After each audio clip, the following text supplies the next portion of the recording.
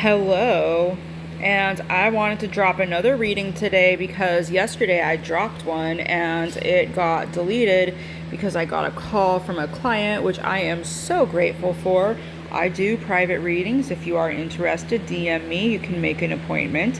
They are $20 for a chat reading and $40 for a video reading.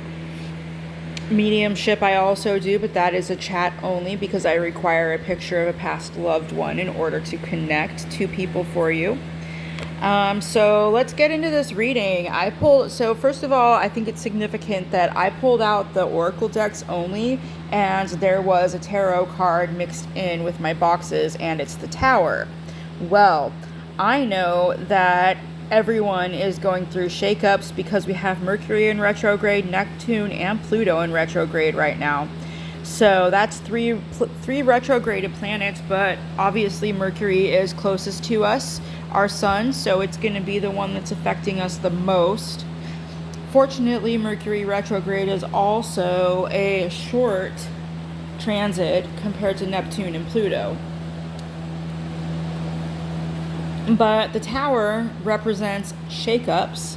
It represents change that we don't like. It represents, when the Tower comes through for me, a lot of times it means that I was refusing to listen, so the universe ripped it out from under me. I do believe everyone's going through these types of shakeups right now with this Mercury retrograde, especially in relationships because it's in Cancer. So I asked the cards, how do we as a collective deal with our own personal Tower moments? And healing lack comes out. Affirm that you have enough, you do enough, you are enough. I have all I need. Now this card keeps coming out. So it comes out for me, it's coming out for the collective. We need to stop living in a scarcity mindset. Whatever you lost is not something you actually need, okay? You may feel like you need it because you're grieving, and you just have to remember that this pain that you're going through for this loss, whatever it is, that grief is a normal step in healing. The pain is normal. Getting the thing back is not going to take the pain away. It's just going to prolong it. The next card that comes with that one is energy flow. Clear pathways in the body for spirit's energy to transform. I release any blocks is the affirmation. And as you can see, this person is meditating and aligning their chakras as per the rainbow colors. Each color represents a chakra. So what you need to be doing is meditating right now and cleansing your chakras. If you go to YouTube, there's tons of videos to cleanse chakras. So the next deck that I pulled from is my Forest Spirits Oracle, and I asked the same question. How do we deal with this Tower in our lives? How do we overcome this Tower? This Tower, once again, is going to be different for everyone, but I'm leaning towards it having a lot to do with our relationships, whether they're romantic or not, due to being Cancer. Cancer does rule family ties, so it could be family. Warrior, Boar Spirit, gather courage to confront issues you need to resolve so you can move forward. So that's pretty expansive. This is, and it's going to lead into the shadow deck that I have too, because that is honestly, it's going to be shadow work for a lot of us. We have to face our own issues. We have to face ourselves. We have to face the parts of us that still want this thing that's no longer serving us in our life that we knew needed to go. Because the Tower, like I said, often comes when I know that I have to make a change that I'm not changing. I'm ignoring my intuition. I'm ignoring the red flags that I'm seeing because I don't want to feel this loss of this thing or this person. And that's gotta go. We gotta handle what's inside us that wants us to cling to this thing that's trying to leave, because what's not meant for us will leave our lives. What's meant for us is meant to stay. Why do we want the things that aren't good for us? We have to face that. For many of you, it's going to be therapy, it's going to be meditation, but I really, as a psychic and reader, really recommend people don't bypass therapy. Don't bypass the mundane before you come to me, because I'll tell you straight up, you are dealing with a mental health issue that needs to be resolved before I can help you. I am not a bypass for doctors. I am not a bypass for therapists. The next card that comes in, though, from the Forest Spirits deck on how to get through this tower is stay rooted and draw upon the earth's wisdom to navigate the challenge in your life.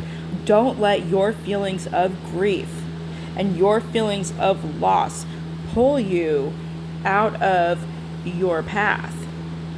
You're on the right path. It's blocked. You have to unblock it by allowing this tower to fall.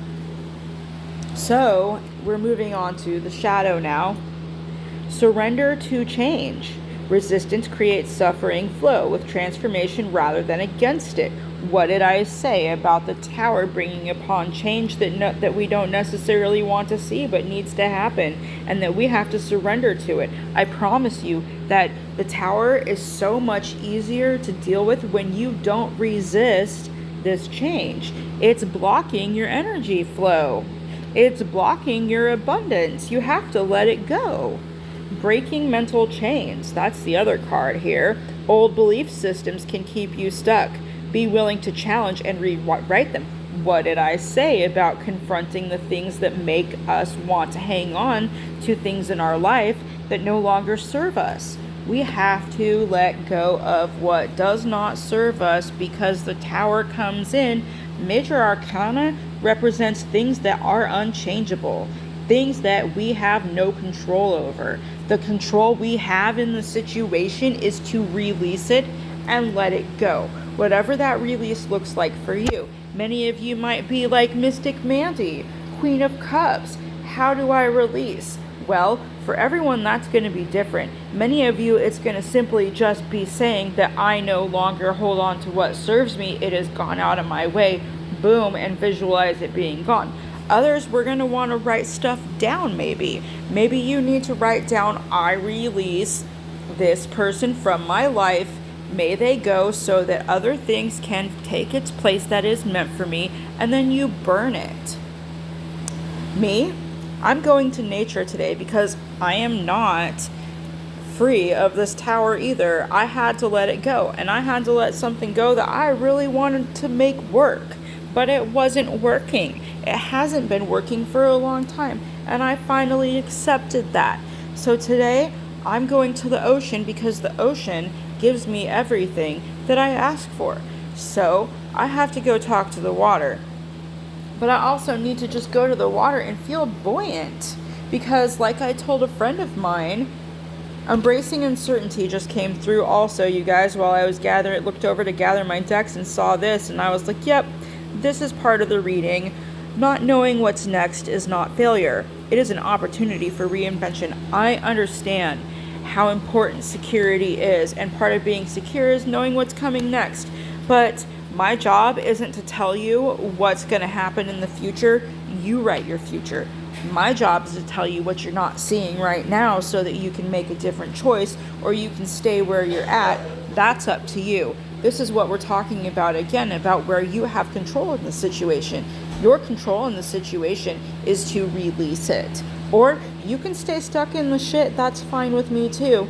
But don't come to me crying if you stay stuck in the shit and it doesn't work out for you. I'll still be here for you. I'll say, it's okay, boo-boo, I love you, but I told you, just like people do for me, because I go to other readers too. Sometimes I need outside confirmation too, and people have to tell me, Amanda, I told you. Mystic Mandy, Queen of Cups, I told you. So, this is the end of my reading. I have no other messages for you today. I'm going to try to post readings daily now that I don't have someone clogging up my energy flow, because I've been clearing that out. I'm doing the work. Are you? Email me and DM me and we'll figure that out. Love you guys. Bye.